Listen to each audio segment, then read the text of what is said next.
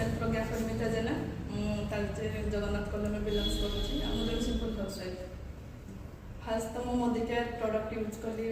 जो सिग्ना मैडम आ बुलू सार आसते तो मोदी केयर विषय कहते तो मोदी केयर प्रोडक्ट यूज कली फास्ट कंज्यूमर हो देन मुझे जान नी कि थैंक यू समीर मोदी जी कि आमर मोदी केयर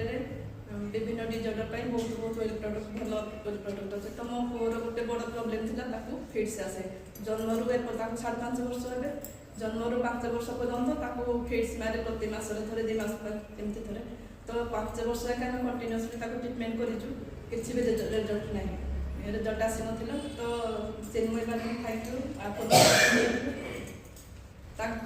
सजेसन मुझे वेल प्रडक्ट देती स्ट्रंग and smart intellect of Brahmi अब देखो आज पर्यंत 8-9 मास है फिट से पर्यंत आसनी टेनसन होते स्ट्रेस थी आम फैमिली पूरा टेनसन केमती पिला भल हम कि बहुत टेनसन फ्री अच्छे से माइंड सेट कल कि मुझे बिजनेस करी कि ना करी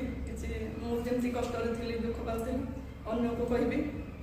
से सेवा मनोवृत्ति नहीं बिजनेस जॉइन कली आम स्वामी को किसी असुविधा ना जेहतु से जन एम्प्लॉई बहुत किसी असुविधा ना कि मुझे निजर ना करने चाहिए